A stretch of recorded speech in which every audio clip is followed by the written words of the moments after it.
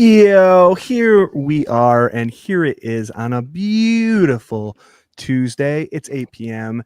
It's a glorious Tuesday. Glorious. And here we are. Here we are for the K Gun Report. Usually I do my little intro thing. I skipped that today because we're kind of on a close tight little schedule tonight. Got lots of important things going on. I got to get ready for Thanksgiving next year. Scooter's got to get ready for Valentine's Day, and Jarrod's got to wrap some Christmas presents, so we got to get this thing rolling. I am your host of the K Gun Report. My name is Swank. Right next to me is my brother from another mother, Mr. Scooter Magooter. Scott, what do you got tonight?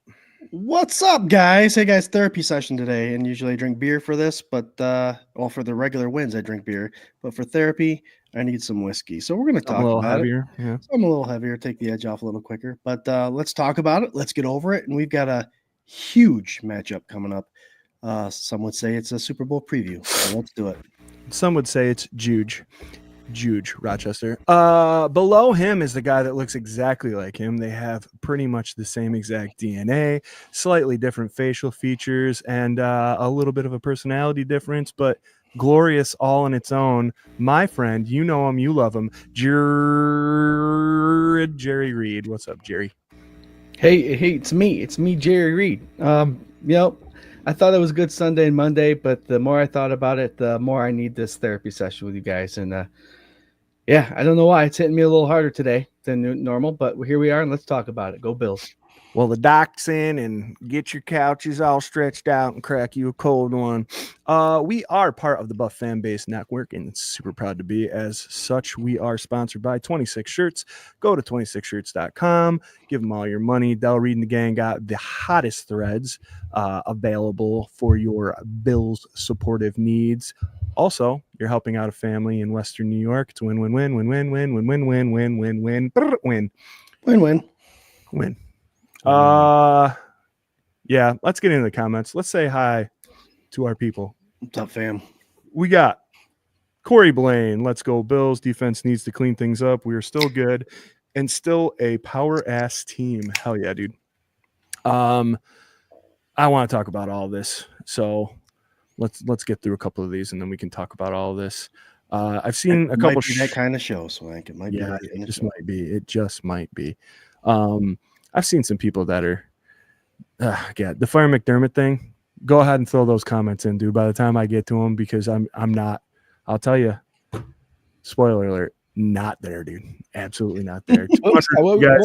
Scott was saying something this weekend. If he would have won this weekend, that would have been 11 wins in a season, which would have been what, one of 5 coaches ever do it 5 seasons in a row. Yeah, he's one win away from doing that. Yeah.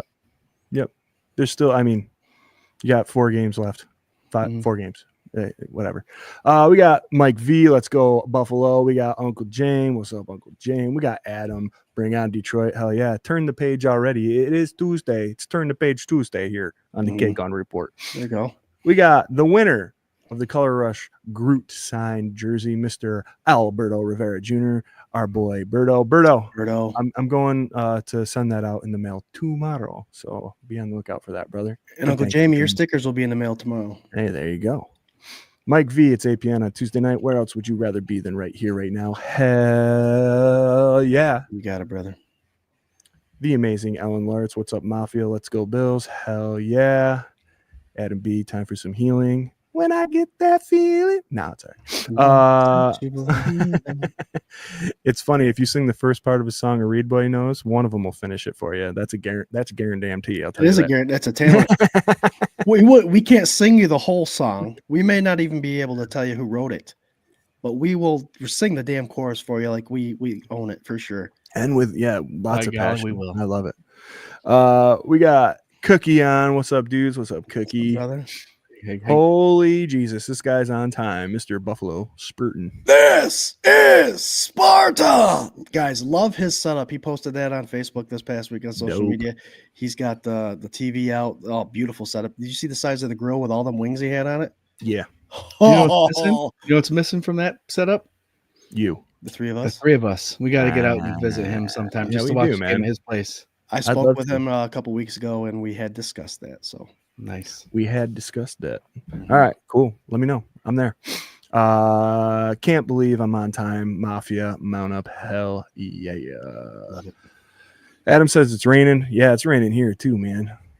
We got Robbie from 716 Sports Blizzard. Yo, go Bills. Yeah, I said Here it comes. it. Name, I'm over the track. Yeah, I said it. What you need to do is get back. I love Gotta that. do it. Gotta do it for my guy. What's up, Robbie? John's, one half of my favorite set of Johns. Oh well, on to the Lions. Hello, my Mafia family. Hell yeah. What's up, John? Johns? Our boy Joey Hatch, 12th man Mafia in the house. What's up, Joey? What's up, brother? We got Robert Bedat, go Bills with 3 ellipses. yeah, I feel you. That sums it up right there. Mm-hmm. Let's see. John, it's time to put on an 8-win streak. Here we go. This is why we do the show. The hype train is coming around. Let's see. Joey, with situational mistakes by the coaching staff, how much does this last fall on them? Well, all right, let's see. We're almost caught up to comments, so I might as well put us about 10 minutes behind on that. If you guys don't mind, for me, with this game, you got a lot of the roaches that were in the woodwork that weren't afraid. They were too afraid to come out. And now they're starting to poke their head out and saying, yeah, Sean McDermott, look at, there he is, old Mr. Sean McDermott, time management, McDermott, all this stuff. If you think, like, I agree, timeout was a waste. I thought it was a little too far away for Josh to go for it. Also, it's Josh Allen. It's a high-pressure situation. He's the MVP this year and did not do anything to disprove that fact in this game that he kept them in. As Jerry always says, Josh Allen has not lost any of these games.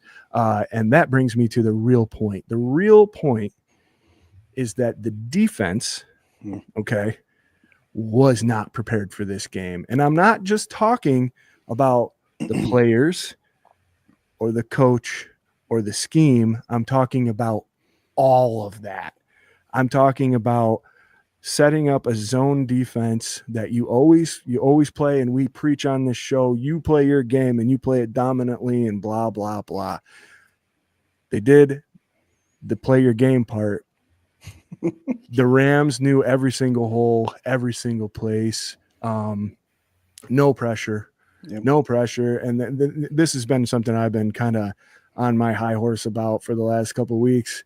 You gotta get there. You gotta blitz this 4-man thing. I know that they live and die by that. You're dying by it against a team like the Rams that figure out that quick. Nobody is getting home. He's got all day with his old ass to sit back there and pick you apart. You got Puka, you got Cup, you got the refs. You know, there's a lot going on there. You need to blitz more. You need to, like, if you're not covering guys, if, you know, I've said this already, how many times on the show, Scott, if you're not able to cover the guys because he's got too much time back there, why not send the guy? Why not put the pressure on him? You're already giving up the yards. I would gamble on it that way. Yep. The only questionable thing that I can see coaching decision wise is Kaiir Elam. I know that we've talked about him a lot. They needed to play more man. They needed a halftime adjustment where they played more man, and they didn't do that. It wasn't even an option either. You think you'd bring an option there to play man with Kai. And guys, Kaiir Elam, we agree with most of you. I mean, he's not the guy that he quite is turned out to be the guy that we wanted him to be in the first round, but he is a hell of a man defensive player. He plays man-to-man well, and so does Benford. Rasul Douglas got burned a bunch of times. I believe if Kaiir Elam was an option in the second half, you could have made that adjustment and at least twisted it up a little bit. I mean, they scored 24 points in the first half, 20 in the second. A change needed to happen, and it didn't. Yeah. I think that was the thing for me. For me, yes, he is the head coach. Yes, the loss ultimately falls on him, and as it should. Mm-hmm. If you were saying that the 3 times this season that you've had to talk about Sean McDermott having to own it for a loss is a big problem because of his history of winning in Buffalo, whether you want to get them over the hump and all this and who's going to take us to the next step. I could talk on this for the whole hour, dude. Who are you going to get? Who do you think is going to push us over that hump? You know what's going to happen? The same fucking thing that has happened here for the last 17 years before Bean and McDermott got here. New coach, new quarterback, new scheme, start over 2 years later. Yep. That is what you're going to get until you finally hit gold with a Bean and a McDermott and you coast it out as well as you can. This team is already knocking on the door. That hump you're talking about is bullshit. They need to play their game and play it well. You have the pieces. This was a bad game. It was a bad game defensively. I think the Baltimore game was more frustrating to me because we got washed. This game was a nail biter, but you knew Josh was keeping us in it, and he did. 6 touchdowns, 3 passing, 3 rushing. Whoever had to play Josh Allen in fantasy, dude, I'm so sorry. Jesus. This is not a McDermott thing to me. Yep. If you want to say that he's responsible for Bobby Babich and what's going on, fine. He's also a coach that lets his coordinators coach. So don't come at me with that junk. The dude's done a fantastic job here. And again, I'm not rolling the dice to set us back another 17 years just because he lost his 3rd game of the season, week 14. That's the end of my rant. I will pass it down below to you, Jerry. What do you got to say about any of that? It's a frustrating thing to lose a game, especially to lose a game. But what I gathered over the last couple of days is one thing I'm going to bring out of this is Josh Allen. Obviously, when we're going to go over keys to success for this offense, we already have all the success we need. We really don't need to touch anything. This offense is rolling. What happened with this defenses this weekend was our bend and break defense broke because the Rams played an absolutely perfect game. Yep. They caught every single ball on tight coverage. They got the bounces. They got the calls a little bit here and there. They played a game that you're going to have to play against Buffalo to beat them this year because Buffalo is that team this year. If you don't play them perfectly, you will lose. They got a punt block for a touchdown. All aspects of that Rams, they played the perfect game, in my opinion. Stafford was unbelievable. Nuka and Kupp caught every single pass thrown their way. Toe, drag, swag, everything. They caught everything on great coverage. Williams had a hell of a first half. He had a great first half, scored 2 touchdowns. That's another inactive question that you could ask. I mean, and again, hindsight is 50-50. None of us know anything about this game the way that these people know about this game. We don't know as much about this game as any of the idiots on the Jets or the Giants. You know, like us looking back being like, well, you should have done that. It's like, you know, slicing a golf swing and then your buddies being in your ear all day about it, like, you know what you should have done? You should have hit it straight. Well, no, and shit. they're hitting over 100. Yeah, yeah, no shit. So like, let's just move this along. Let's get back to reality a little bit here. Let's talk about reality, if we may. The one mistake I think coaching, the only mistake I think was coaching was calling that timeout after that first attempt at the goal line. That kind of screwed us over with the timeouts because we would have had 47 seconds. If we wouldn't have called timeout and scored, just ran up and scored again, we would have kicked the ball all the way instead of the onside kick because we'd have had 3. Essentially, we stopped them 3 and out because they weren't trying to do anything. Who knows what they would have done at the 20-yard line. But to punt us the ball with 47 seconds left and us getting the ball even at the 20 to return it, we were only down by 2 points. Yeah, we needed a field goal. We needed a field goal. So that timeout right before Josh scored that quarterback keeper, I think was essential. I think all the other calls were adapted well through the game. That 3rd and 7 or the 3rd down that Stafford ran and got 4th and 5, but there was a holding penalty, so they took it for 3rd and 17.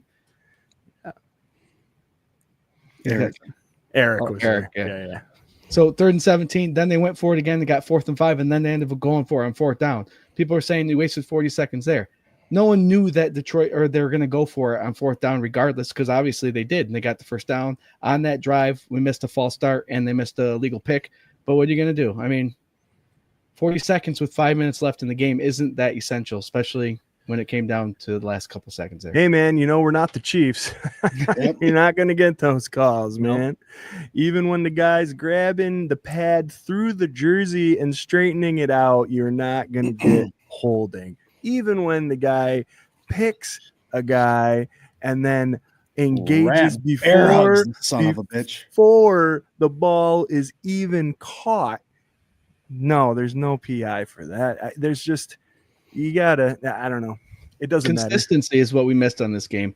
They called a pass interference on third down that Rasul, I think, grabbed the hip of Naku, I think, just the hip pad. Yeah, grabbed with what? Like, Yeah. you know what I mean? This Right. part of his hand.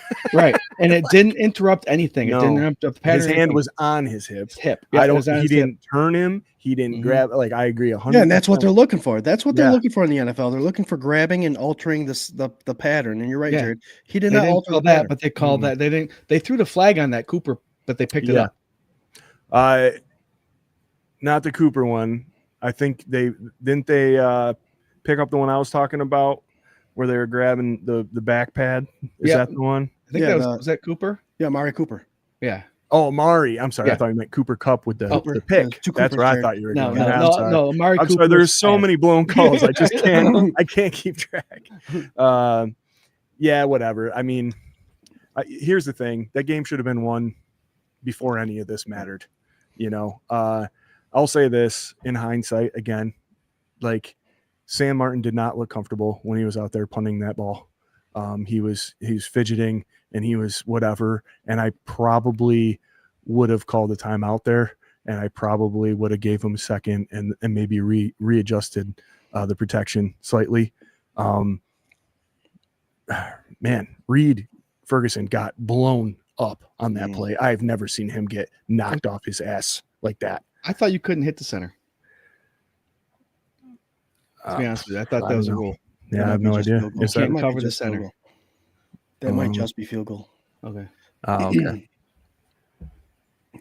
Hey, fans, let us know the rule on that. Can you cover the center in a punt and hit him? I got two things on this, Swank. I got two things. Yeah, go ahead, buddy.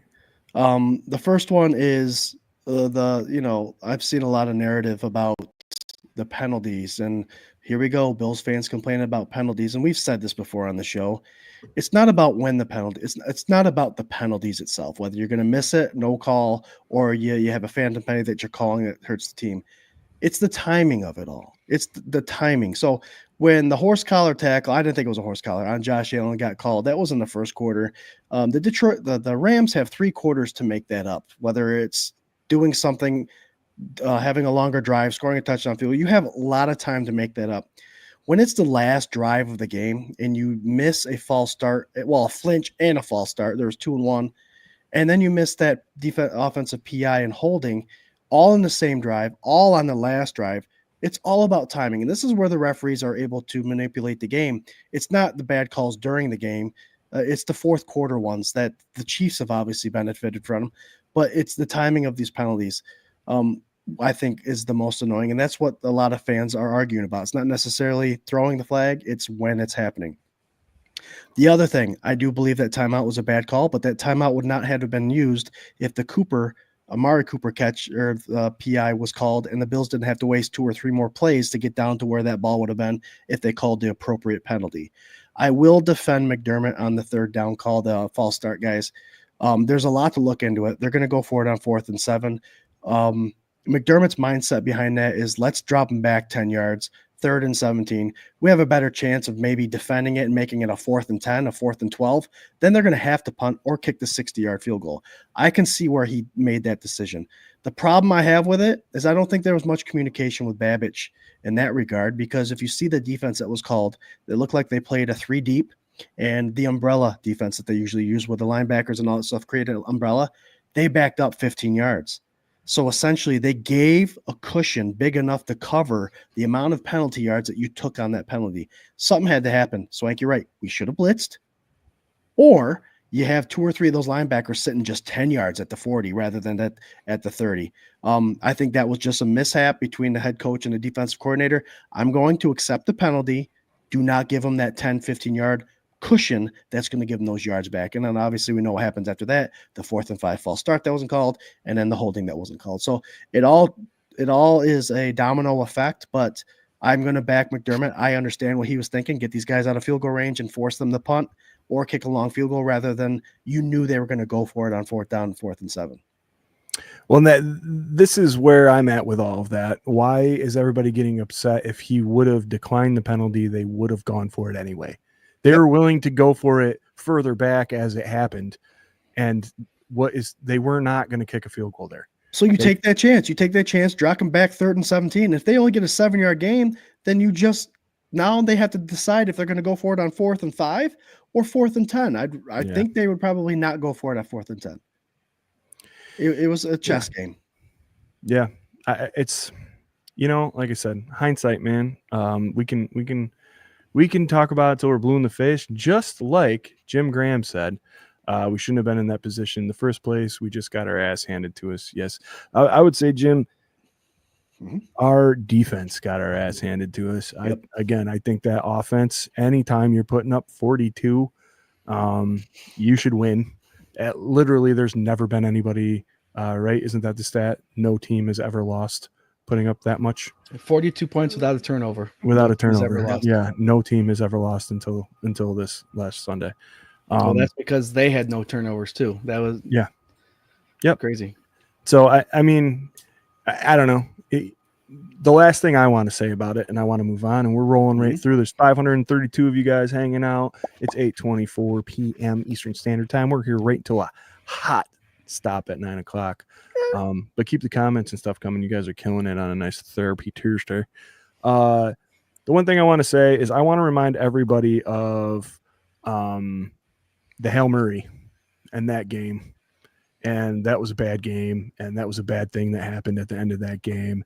And then the Bills went on this tirade, and they just won all the way through into the playoffs. And it's one of those things where it happened like week 10, I believe.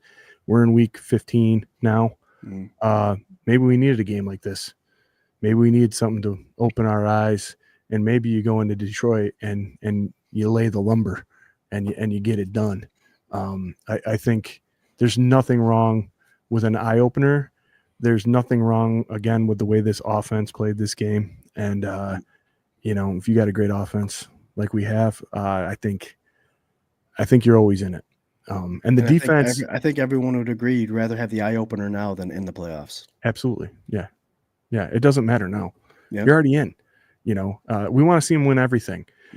I do also want to say, like, if you have a friend, or you are this person, I don't think anybody here is, but if you have a friend who is bitching about Sean McDermott when we're 10-3, politely tell them to just shut up.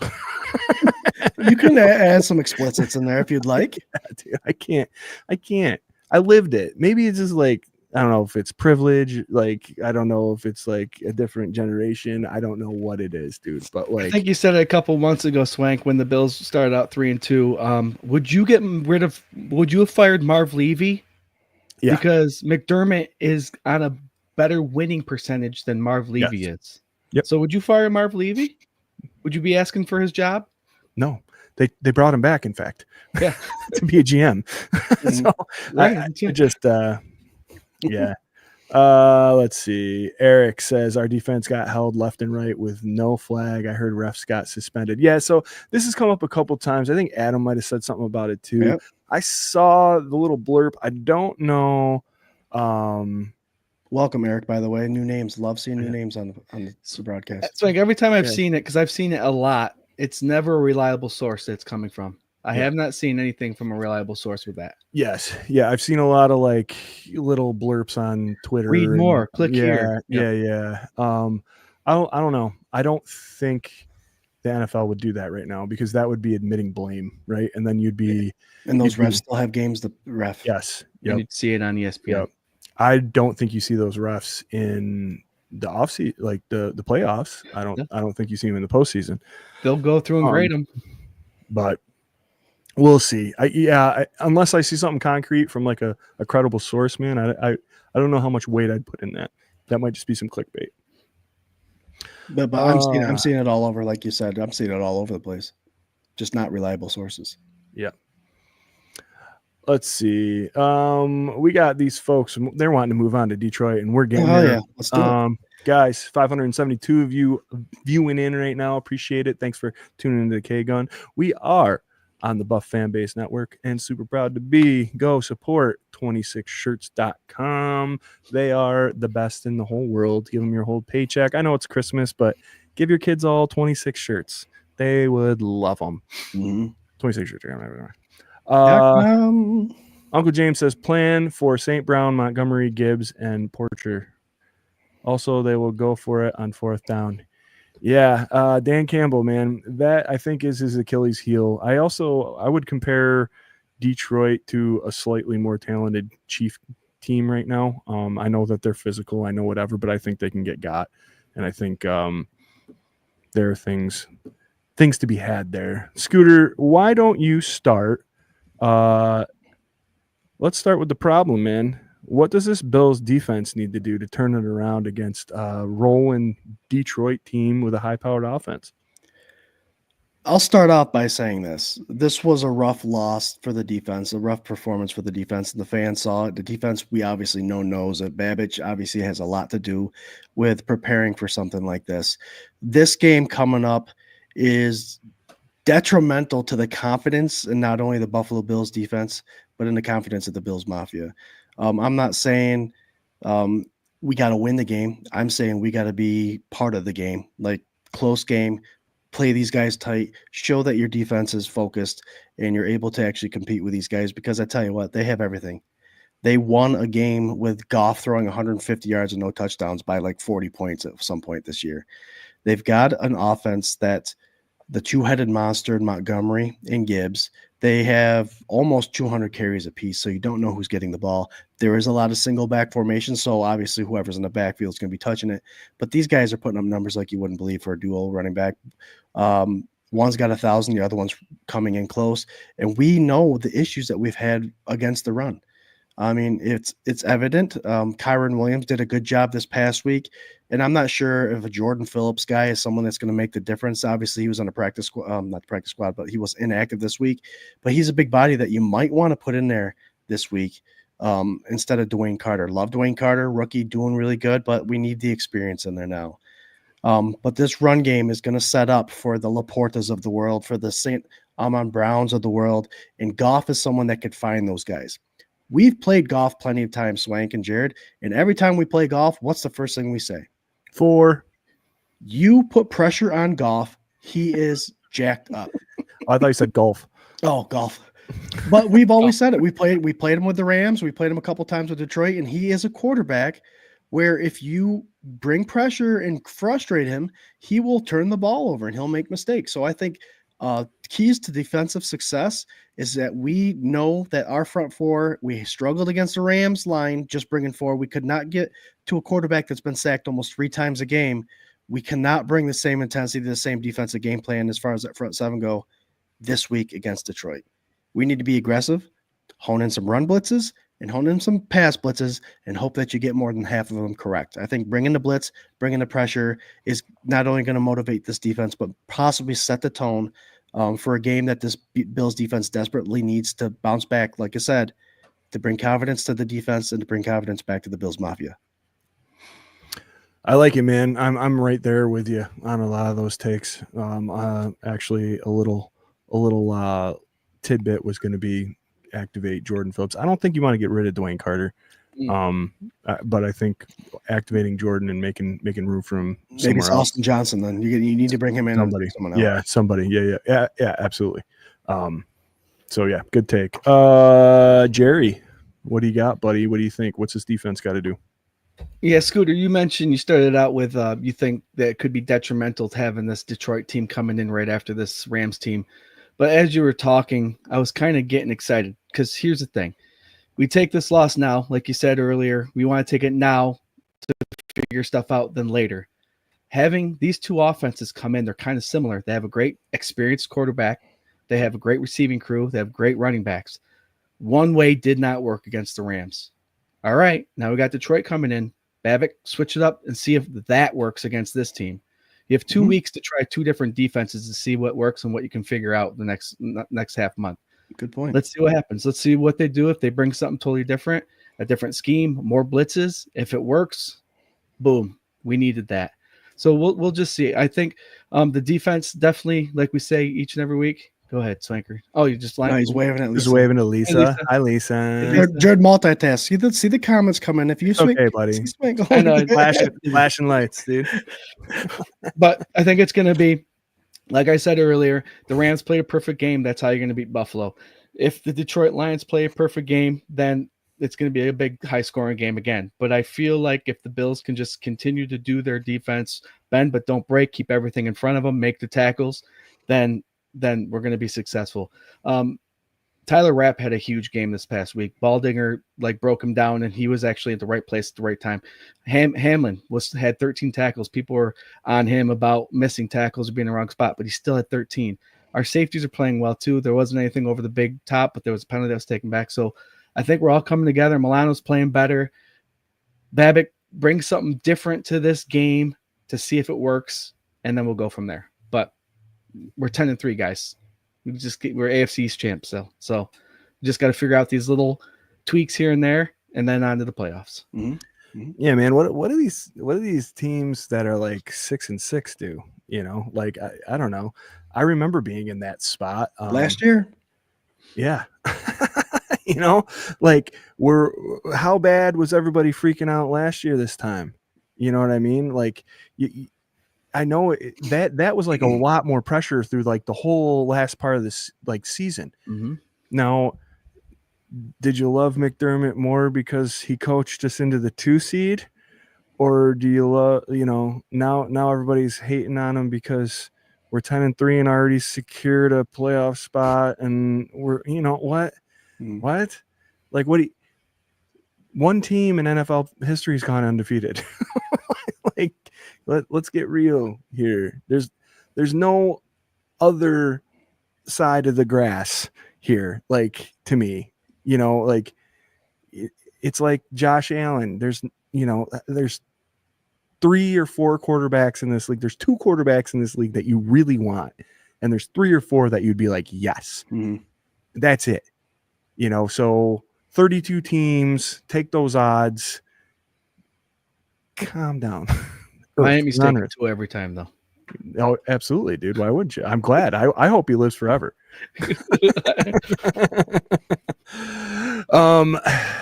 Yeah, for me, man, you guys have already said it. Pressure. I want to see pressure. This is the perfect time. This is the perfect time to try whatever the hell you want to try for the next 4 games.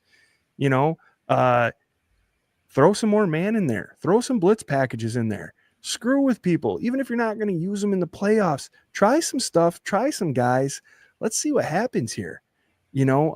Realistically, you have nothing to lose and everything to gain. Your defense literally cannot play any worse than they did this last Sunday. Let's see what happens. Get some pressure. You need to blitz. This system does not work if you don't get pressure with the front 4. Yep. So you need to blitz. And if you're not gonna, you need to throw some man in there. I know that it's really clever and it's worked really well for, leading up till last week. But everybody figures everything out in the NFL, Colin Kaepernick played in the Super Bowl, and then what? Stuff evolves. So we gotta evolve, man. And I will credit McDermott for this. I think this year he's done a lot better in that aspect as far as the offensive side of the ball goes than I've ever seen him. This is him turning the reins over to somebody who only called a handful of games last year offensively and giving him the keys for the whole offense. And to me, that's real growth from him, especially, as he's considered conservative and whatever. But man, that pressure, that the blitz packages and stuff, when Leslie was here, I feel like we were blitzing more. I feel like we were getting more pressure. Now it's gotten to this, that's conservative on that end. Got to make sure they don't beat us deep. Okay, great. They weren't beating us deep though. They were beating us short. and intermediate, Mhm. you know, and that's a problem too, you know. So anyway, yeah, pressure. I think maybe calling up Jordan Phils, throwing some man looks in there. You know, just bounce back. We need a bounce back from the defense. Well, there's a comment in there asking about Rasul Douglas. And right now, I know he's got a back injury, so he's questionable. Codrington would be his replacement, the kick returner that's done a good job this year. He came from the Jets. I would imagine Kyer Elam coming in. Now, this is where I think the man might be introduced. The man defense might be introduced this week. Benford and Kyer are really good at it. And we have a pair of wide receivers in Jamison Williams and Amon St. Brown that's if we could shut them down pressing and manning, there you take a whole aspect of the game away from Detroit. So this might be a game, Jarrod, like you said, we tried a zone, it didn't work. Let's play against a similar kind of offense and try man and see how effective we can be against one of the top offenses in the league. So we might actually see that happen. This is like that 12 personnel thing from last year where everybody's like, we're going to run so much 12 personnel. Oh my God, we have the guys to run 12 personnel. You don't have to, when we say these things, it's not like switch to man for the whole game. It's like a percentage of plays. Let's split a bigger percentage of plays than we have in of man. They play some man, you know, it's not 100% zone, but like, I just wanted to clarify that for people. We're not saying like ditch it all, go man. Like we're saying more frequent. Situationally, let's up those percentages a little bit. Because they did play a little bit of man. Okay, go ahead, Jarrod. They did play a little bit of man this past week. Yeah. And that's unfortunately when the pass interference plays were called. They were playing great man, but they were just being nitpicky on calls. Yeah. I mean, they knock the ball down every time they play man pretty much. And like you said, Swank, we're just asking a little more man, more frequency of it. What happens is offensive get comfortable. They start running zone offenses to where they can find a gap. If you throw a man in there every once in a while, you throw off the offense, you throw off their scheme, you frustrate the quarterback. He throws it away, he gets sacked, or he throws an interception. So just show more of it. I think we have the skill set in our defensive backfield to be able to cover these guys, man. Yeah. Yeah, absolutely. Real quick, the amazing Lisa Johns wants to know the pressing questions that everybody wants to know, and especially when it comes to her man, Micah Hyde. I know this has nothing to do with your conversation right now. I love that. I love that intro. But do you think they'll let Micah play in the playoffs? I bet you. If they get to the big show, I mean, he'll be there on the sidelines for sure. They might activate him for the big show, let him play a little special teams, do a little something. You think? I don't know. They said he left his ego in San Diego, so he'll play whatever he has to. The question I would have about that is like, how would you take who would you inactivate so that Micah could, you know, after putting in the season that these guys have put in? And I guess that depends on how the defense plays for the rest of the season. and right now we're not getting beat deep. The safeties are doing what they have to do to prevent that deep ball. So right now the safeties are doing what they're supposed to be doing. Yeah, it'd have to be somebody that's a special teamer that like doesn't get many snaps. You'd have to fit a fifth safety basically. Yeah, it'd also have to be a matchup. If we're playing a team that passes a lot more than run, then Mike would probably be brought back. Yeah. I like it. All right, let's switch over. It's 8:41 offensively. I'll go first because mine's going to be short and sweet. Just keep doing what you're doing, baby. That's it. Keep it going the way it's going. This offense is firing on all cylinders. Yes, everybody would have loved James Cook to run a little bit more. How about Ty Johnson? How about Ty Johnson? Unsung hero, that guy. One of those three shine every week. James Cook's usually the guy, but man, there's been Ray Davis days and there's been Ty Johnson days. And I'll tell you what, Ty Johnson, man, Josh Allen, from Josh Allen's lips to your ears, best third down running back in the league, Ty Johnson. Yeah, great game. We would have liked a little more rush yards. Who cares? They were trailing the whole time. Josh Allen did Josh Allen things. Keep it going. I love it. Who did I start with? Jerry, what do you think? Offensively, what do we got to do? Yeah, I just want to piggyback on Ty Johnson. Every time he touches the ball, it seems like something magical happens, especially in that passing game. And I think in that thread that we had going on, someone said, the screen worked? The screen worked? Cute little hiccup there, Jerry. I know, you heard that little squeak? Yeah. No, Swank, driving home from work today, I know we go through the keys to success and all that stuff. And I brought Jarrod, what do you think the offensive keys of success are going to be to success? And I was like, just keep doing what you're doing. Yeah. Josh Allen does what he does. Again, MVP year, he's managing the game, but when he needs his number called, he's definitely showing up for it. He's not overdoing it until he needs to, and that's why he's having such a great season. But I don't see anything wrong with the offense right now. They're scoring 33 points a game, I think. I think they're number 1 or number 2 in the league, and they just need to keep doing it. Even with Keon Coleman and Kincaid and not all those pieces there, this offense is still rolling. The only thing I would say that I would like to see, but who would ever want to see this, is slow the offense down a little bit so they don't score as fast. But then you're like, no, score points on the board. I only say that because if this defense is in one of these back and forth games, we want them to get some of their air back. So maybe slow down the offense, but you can't do that. That would be my only thing, but you can't do that. I think they've shown that they can do that. I think they've played the long game when they need to this year, especially in earlier games. Yeah, you're right. You're right. But yeah, I agree. I mean, the pace that the situation dictates, that's what I want. But if you're going to go down and score a bunch of points, do it. Do it. Absolutely do it. Let me see. The best handle in social media, Chicken Wing. I'm so sorry. I saw you posting before. I threw your comments up, but we were in the middle of something. He says Vaughn not working out, in my opinion, waste of money. Yeah, you know what? He's playing real cheap this year. He restructured his stuff. It's all incentive based. That suspension actually kind of screwed him because he was on track to really, really do something. And I don't know. I don't know if you see Von Miller here after this year. He's got a bunch of outs in his contract anyway after this season. Age is picking up on him. And I'll tell you what, though. I'll tell you, he was getting some pressures. He was pushing his guy back in Stafford's vicinity, I'll say.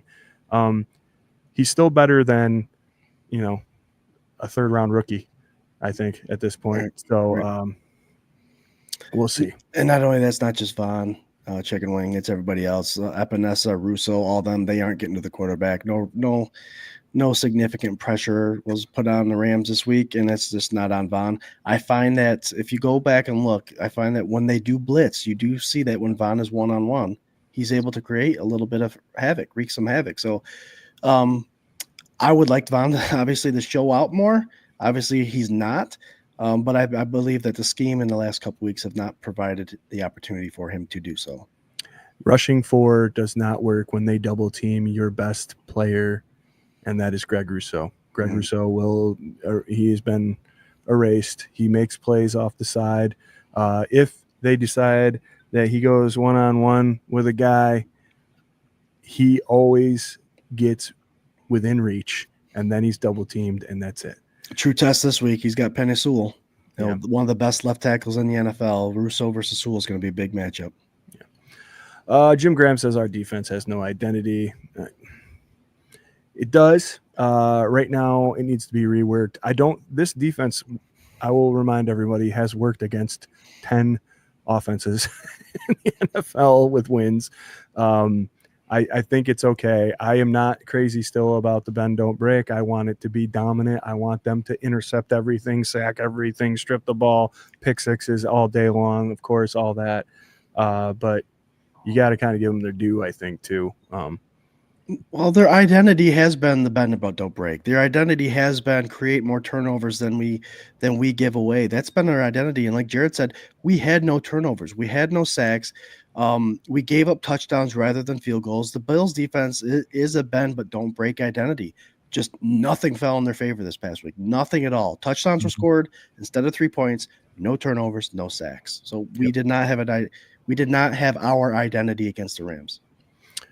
All right. Did you give your offensive side of things here, Scoop? No. Do it. No, I didn't. So I mentioned on Sunday Sessions, which is a pregame show. We go an hour and a half before every game day, guys, live on Sunday Sessions. I mentioned this is the week that previous week against the Rams, where we start introducing a little bit more something to our offense to make people have to defend against it. And that was a screen. We threw a couple of those, very successful screen day, and the deep ball. Now, against the Detroit Lions, they have a pair of safeties, Branch and Kirby Joseph, guys that are 2 out of the 3 leading tacklers on this Lions defense. That means they come in the box, they come up quick. This is a game, again, where Josh Allen is going to be Josh Allen and increase his MVP voting. He's plus 500 now, guys. If you're looking at the gambling. He can go deep. We've introduced it. Blitzes are perfect. Our screens are perfect during the blitz because everybody's committed. I think last week's game is going to dictate how a lot of these play calls are going to be made offensively. Deep balls, screens, and let Josh Allen do Josh Allen things. I think that's the best way to beat the Lions. And I think that's why they probably introduced it last week, because they're going to start bringing stuff to this offensive game plan that you haven't seen all year. So that's what I'm going with for my offensive keys to success. Continue doing and working on things that are going to work in the playoffs for you. Yeah. This should just be practice for the playoffs, 100%. I don't know how the Chiefs' schedule is going to shake out, and if you're playing for the 1 seed, still fine. You can play to protect the 2 seed. That's fine. But I don't know. I think you need to throw some stuff out there to see if it's going to work. And this is a good week to do that. Jim Graham says Josh has to hit the deep ball better. Jim, man, I'll tell you something. That one ball that he let loose to Mac Hollins, I thought for sure was going to be over Mac Hollins' head, way gone. And that safety snuck up there and got a hand on it. That was a perfectly thrown ball. That should have been caught. That was just a really good defensive play. I think Josh has gotten better at throwing the deep ball. Not to contradict what you're saying, but I think to me that was a definite deficit in his game towards the middle and end of last season, and I think he's coming around to it. Yep. Amari Cooper is insane. He's so good. Look at Khalil Shakir's catch down the sideline. That was a 40-yard bomb down. That was put perfectly over that cornerback and right before that safety came and closed down. And so he's getting there. Mike V's got to get the nephews to bed. He says, go Bills. Bills win 38-31. Our line will be our X factor. Bold prediction. Ty, Cook, and Davis get TDs. Allen throws for 3 and runs for 1. Damn, son. Like I said earlier, this offense is scary. Scott, you mentioned that this could be a game where they go deep and be successful. Those 2 safeties are the top, in the top 3 for the tackle, so they do come up. This could be also a game where James Cook makes one move, because you got to remember, Mac Hollins has been a blocking machine, and he's been setting James Cook off on these outside runs and these cuts to the outside. If he can get up and get on one of those safeties as they're coming up, James Cook needs to do one play. If he can get past that first level, he needs to make one move, and if those safeties are up, he's gone. Yeah.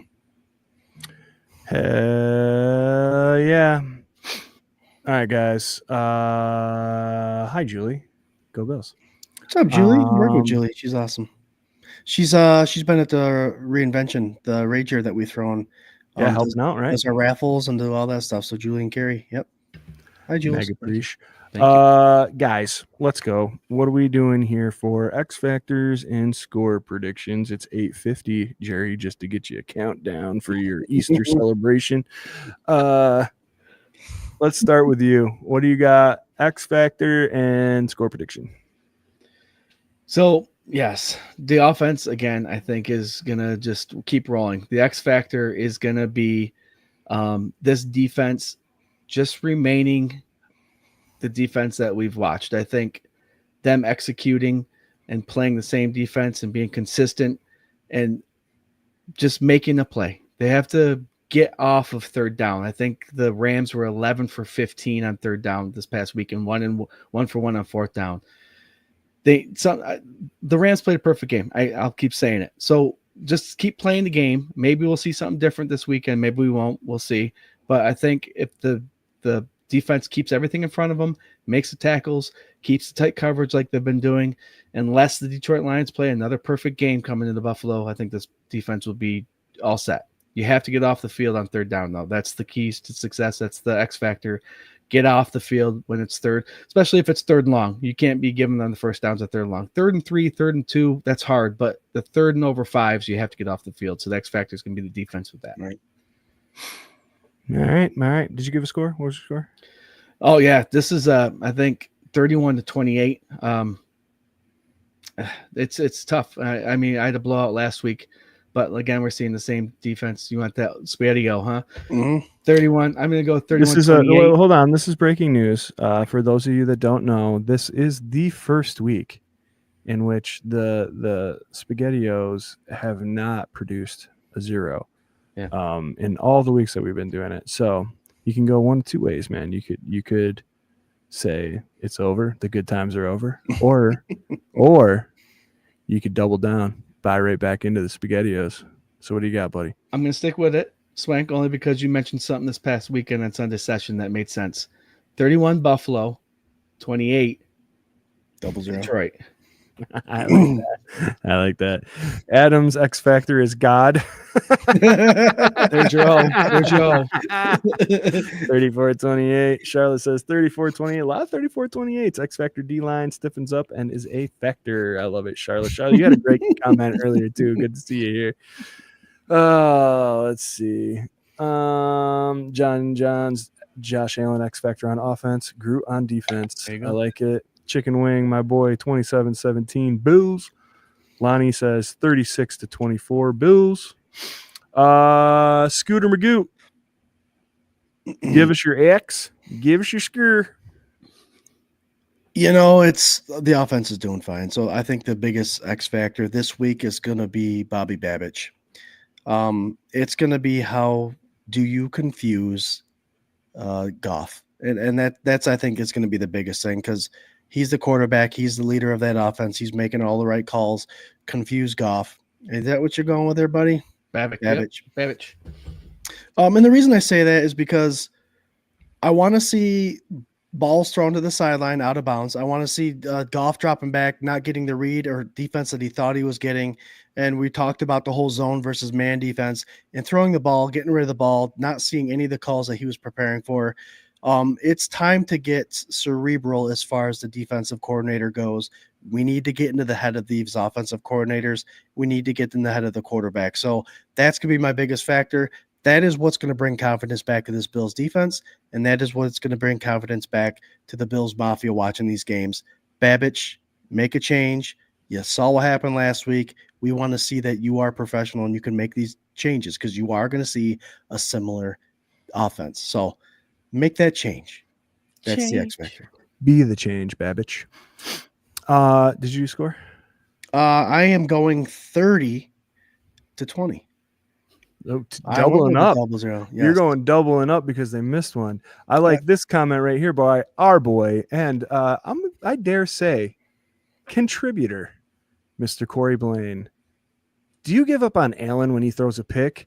We don't give up the SpaghettiOs because of one game. Hell yeah, man. Oh, yeah. Hell yeah, dude. And we don't talk about how SpaghettiOs time management is all screwed up just because maybe there's time management last year was a little screwed up. And SpaghettiOs have brought us a lot of wins and a lot of happiness and joy. So we don't fuck around screwing with McSpaghettiOs. All right. That's what we do. It's my last deal. Guys, I haven't said it yet. I'm going to say it. We got our kid in the street, Eli, and his winning lockdown. The video made it in time for Tuesday K-Gun Report. Tuesday. And before I give you what Oz got to say about it, let's see what Eli's got to say. Hey. Eli. Hey, welcome to Eli's Winning Lockdown. This Sunday at 4:25 p.m., Bills versus Lions. We're heading down to Ford Field where we face off the Detroit Lions. Prediction 24-21. If the Bills want to win this, they're gonna have to utilize their running backs. If I said this once, I'm gonna say this many times. Let James cook.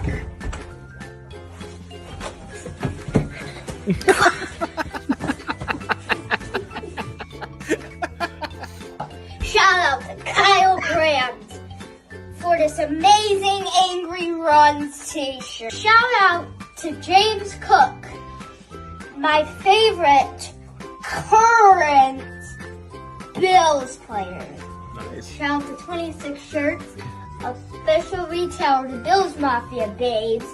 And as always, face. Oh man, he's just so good. He's Let so James good. cook. Let James cook. Yeah. dude. Let James cook. Not just that, but running backs. Get the running backs involved, not just James Cook. So there's those screens there, bud. Let's see it. I like it. I mean, he's the smartest out of all of us. I'm just gonna say it. Most reasonable. Yes. The most reasonable and the smartest, the most charming, hilarious. Okay, guys, for me, I'm going 35-30. And I already said, Babbage, man, clean it up. Let's go. Get back on track.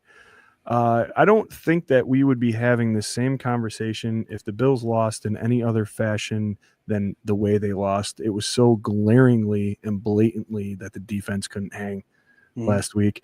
And this is a week-to-week league. Josh has said it. Some days they're going to pick us up. We're going to pick them up other weeks. Blah, blah, blah, blah, blah. I get it. This was like one stop they did. If they would have had 2 stops, we would have won the game. That's it, you know? And I don't like talking in absolutes like that because we don't know for sure, but damn, it sure felt like towards the end of that game, if they had one of those stops in the middle of the 4th, end of the 3rd, like you weren't stopping Josh. You weren't stopping Josh in that. Or even if that punt didn't get blocked, damn, that's a big game changer. I mean, that's the thing, right? Like that's the change. Yep. And if those points were on the board, sure. But like we're saying, you can't. You know, to me, that's like wide right. You know, like again, they should have never been in that position. They should have never had to rely on that. You know, and I feel the same way kind of about that, where it's like they should have been able to rebound after that kind of swing, because we've seen this team do it. Bigger deficits, you know. So anyway, yeah, that's that. We got 5 games to pick real quick. We're going to go round robin. We got 1 minute left. Oh my God. Here we go. Miami at Houston. Scott. I got the Dolphins. I think they're going to make kind of a push to try to push for that last wild card spot. It might be there for them. I disagree, and I'm hoping I'm getting a game up on you. I'm going Houston. What do you got, Jerry? Yeah, you'll go up a game 2 on me. I got Miami. Sweet. Right now, Scott and I are tied, and we are 2 games behind Jarrod, who is winning the pick'ems. If you didn't see his little name tag, we got the Jets at the Jags. Jerry, who you got? Yeah, I don't think Lawrence is going to be playing for a couple weeks, so I think the Jets are going to go there and win. I agree with you that the Jets will win. Okay, everybody's got the Jets. All right, New England at Arizona. I'll start this one off right here. I think the Arizona Cardinals are going to win. I did not make the playoffs in our 24/7 fantasy league, but my dynasty team, who was dead last and got the jackass loser trophy that has a donkey on it and tells you you're a jackass, is not going to me this year. I made the playoffs, and we're making a run, baby. We're making a big old run. We're going for that gold. So, and I got Marvin Harrison and McBride on my team. So Arizona for the win. Keep winning, Arizona. I got them winning too. Yep. Please. Thank you so much to Corey Blaine for bringing this up. Here we go, folks. We're in overtime.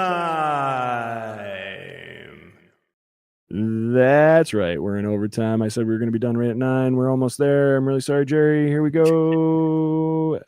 Everybody picked Arizona then? Yep. Sweet. 2 more games. Indy at Denver. Scott. Denver. Jerry. Denver. Justin. Denver. Kansas City at Cleveland. I just picked it because it was the only other AFC team game that was like, well, whatever. And y'all know I'm picking Kansas City. I got Winston winning this one, guys. Go up a game on me. I don't care. They're winning too many close games. They're playing at Cleveland. I would love to see Winston actually pull one off and beat these guys. Where is it? Oh my gosh. First time doing this ever. Blank, Holy blank. crap. I got Cleveland too. Nice. All right. There you go. There's your pick'ems right there. Swank could go up to tie Jerry on this beautiful, beautiful, beautiful Week 15 matchup. Like 5 We haven't talked about this really quick, and I know we got to get out of here, but we got lots of stuff going on for the rest of the month. I will not be here next week. Are you guys doing a show? Yep. We'll be Okay. here. So you got the Gruesome Twosome, the Terrible Twins, Scooter and Drury next week. The week after that is Christmas Eve. The week after that is New Year's Eve. So unless we move the shows to like Mondays, you might not see us until after the New Year's. So we'll figure all that out. Please make sure you're checking up on our Facebook pages and Twitters and all that stuff, and we'll keep you guys posted. And these guys will let you know for sure next week what the plan is. But all this stuff kind of snuck up on us. So we'll let you know. But let's do some final thoughts and get the heel out of here. Jerry, what do you got? Yeah, like I said, we have another high-powered offense in here coming in. We're going to be going to Detroit to see them. Let's see what Babic has up his sleeve. Maybe something different, maybe something the same. We'll see. This is projected the last 3 or 4 weeks to be what everybody wants for the Super Bowl. So this is a true test.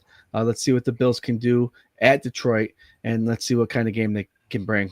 Coming off a loss, I'm expecting some high energy and a little chip on this Buffalo Bills shoulder. So root hard, root till the end, because like this past weekend, it came down to the end. Never give up on our Bills, guys. I'm glad I'm a Bills Mafia member. I wouldn't have it any other way. I love this team, and I'll root to them until I die. That being said, I can't wait to see you guys next week. Scooter and I will be running the show Tuesday, and hopefully we're talking about a 10 or 11-3 record with a Kansas City loss, 1 game out of the first place. Go Bills. There you go. Good save. Good save. Yeah, nicely done, Jerry. Always great talking to you, old chap. Right next to me up here. Maguda. What do you got, buddy? Just, we're in the playoffs already. We're in the playoffs already, and that's not taking anything away from what the Bills did this past week. It's definitely not taking anything. We'd never give a congratulations, which we should start. The Rams play a hell of a game. They deserve to win that game.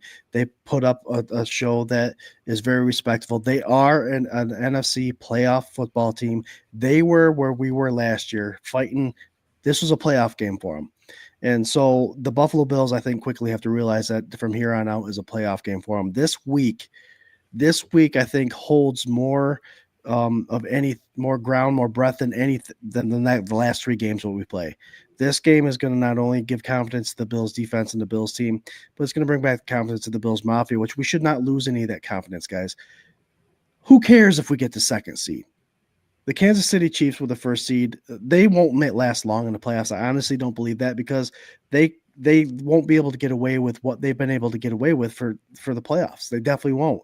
The 2nd seed, if we can play the games that we play and earn that spot, we potentially are going to play Denver. And God forbid the Chiefs lose, we are running the playoffs through home. We're coming to Buffalo. So I don't think we should harp so much on the 1st seed. I think we should harp on, let's focus on this week against the Lions. Let's bring back the faith and the confidence that we can play against a dominant team like the Lions. And like I said, this is a bigger game than the last 3 combined. Celebrate hard. We show up good in Detroit. We show up very well in Detroit. It'll be a big test for us, but I think it's going to tell a lot. Love you guys. I can't wait to talk to you guys next Tuesday about it, and hopefully we're talking about a victory. Cheers and go Bills. Our boy Adam says, are you going to play rock, paper, scissors to see who the host is for next week? No, it's going to be host. I was going to suggest wrestling, dude. I think that would be good. A couple things here. Number one, I saw this really great article by The Onion, and I just pulled her up here, and the headline is this, and I think it's really important, and I don't know, I kind of wanted to leave you guys with this. So the headline is, more parents say allowing child to play football is not worth the risk of being drafted by the New York Jets. So just take that home with you, chew on it, think on it. Guys, I am very, very confident I'll see you before the holiday season here in some capacity.